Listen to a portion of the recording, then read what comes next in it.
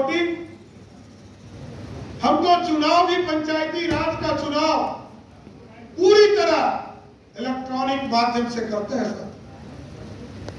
लोग कहते हैं कि बिहार के लोग गरीब हैं, उनको पता नहीं है। अरे तुमको पता नहीं है साथियों, पिछले 11 वर्षों में मोदी जी के शासनकाल में देश में 27 करोड़ लोग गरीबी रेखा से बाहर निकले और बिहार के लोग 2.5 करोड़ लोग बिहार के गरीबी रेखा से निकले। आज बिहार का लोग पढ़कर आगे बढ़ा, पढ़ने का काम कर रहा है, ज्ञान अर्जन करने का काम कर रहा है और समृद्धि का प्रतीक है साथ। क्योंकि कुछ लोगों ने अराजकता फैलाई थी, बिहार समृद्ध नहीं बने। बिहार में गुलामी खटता रहे लोग, बिहार में एक ही परिवार के पीछे चलता रहे। देखिए, एक सिर्फ रोड बन गया राघोपुर में तो पूरा बवाल हो गया ना। रोडे नहीं बनने दे रहा, पुले नहीं बनने दे रहा, तो विकास कहां से होगा। और एकदम स्पष्ट नहीं है, उसके लिए पूरा कॉरिडोर बनाने का सपना बिहार के मुख्यमंत्री ने देखा है। उसको सिंगापुर के तर्ज पर डेवलप करेंगे और विकसित राघोपुर बनाएंगे। चौधरी जिंदाबाद। और ये पूरा बिहार बदल चुका। आप याद कीजिए, कई नौजवान साथी यहाँ बैठे, आप बेगूसराय से पटना आते थे 3 घंटा लगता था, गया से पटना चलते थे 4 घंटा लगता था, मुजफ्फरपुर से पटना चलते थे 3 घंटा लगता था, बक्सर से पटना आते थे 3 घंटा लगता था।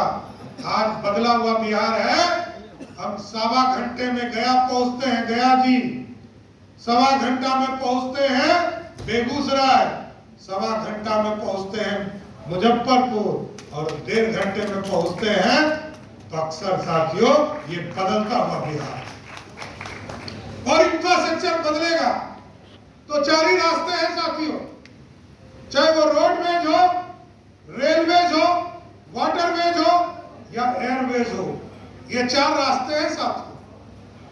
रेलवे में हम लगातार जॉर्ज फर्नांडिस से लेकर रामविलास पासवान से लेकर नीतीश कुमार तक रेलवे का काम बहुत तेजी में हुआ।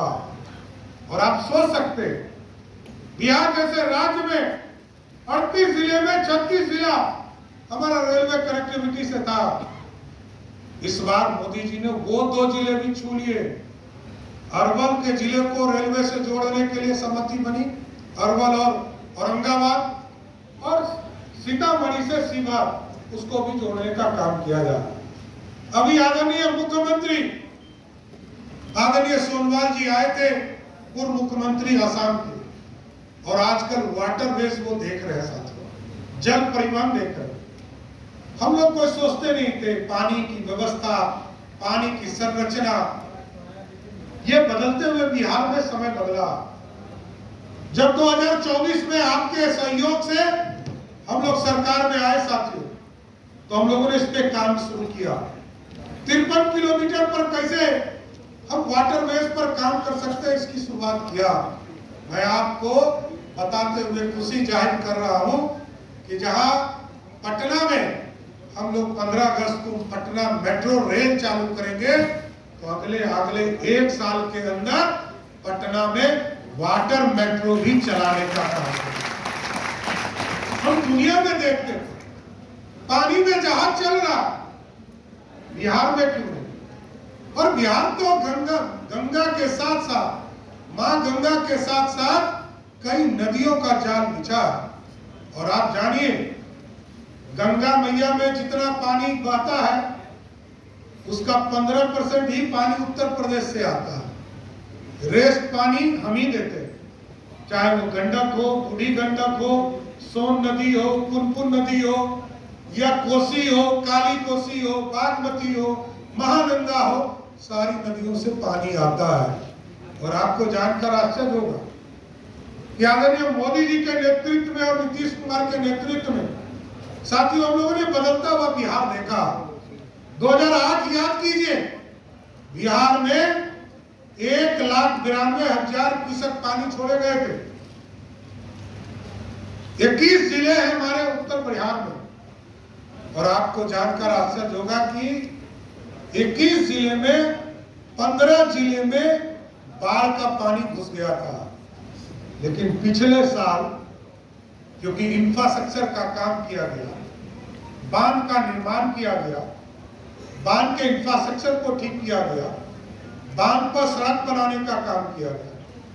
पिछले साल 6,48,000 मतलब 6.5 लाख क्यूसेक पानी नेपाल ने छोड़े और हमारे मात्र 56 गांव में पानी घुसा जो रिवर बेड में था। साथ ये बदलता हुआ बिहार।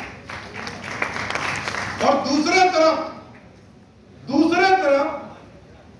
जो हमारा दक्षिण बिहार है,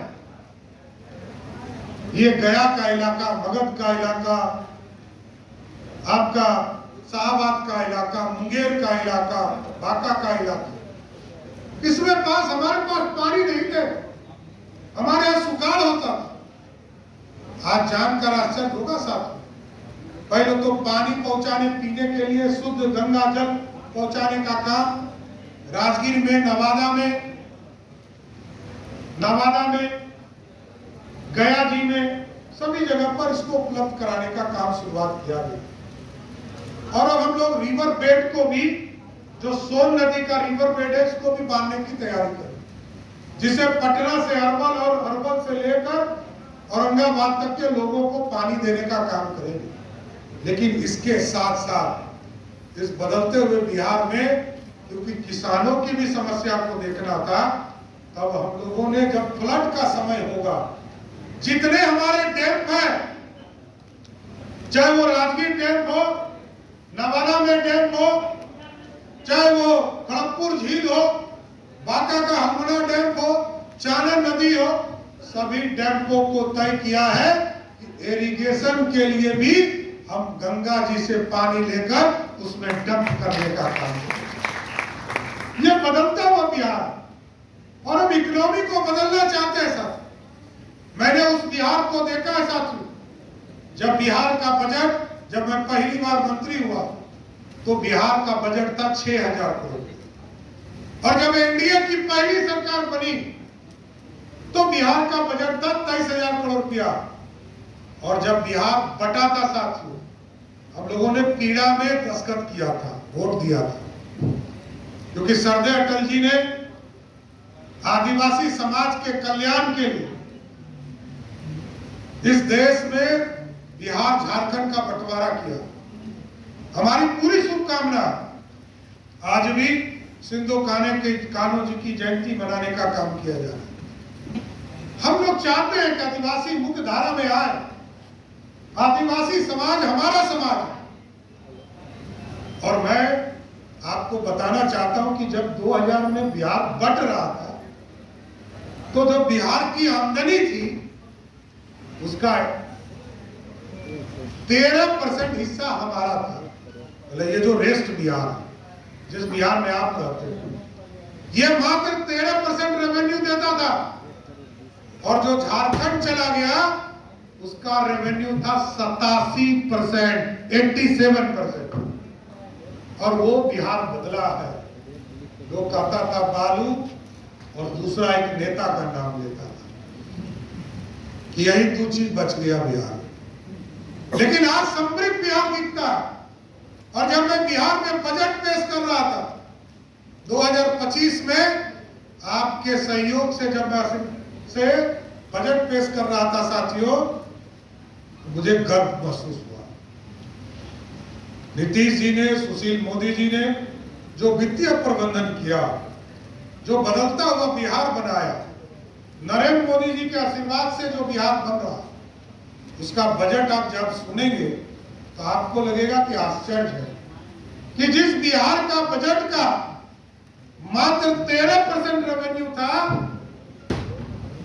और झारखंड जहां 87% रेवेन्यू था, सरप्लस रेवेन्यू बजट था, बजट से अधिक पैसा होता था, उस राज्य का बजट था 1,44,000 करोड़ रुपया, और बिहार का बजट था 3,17,000 करोड़ रुपया।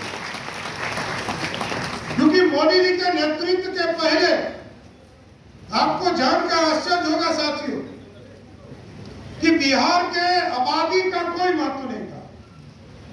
बिहार, झारखंड की आबादी हमसे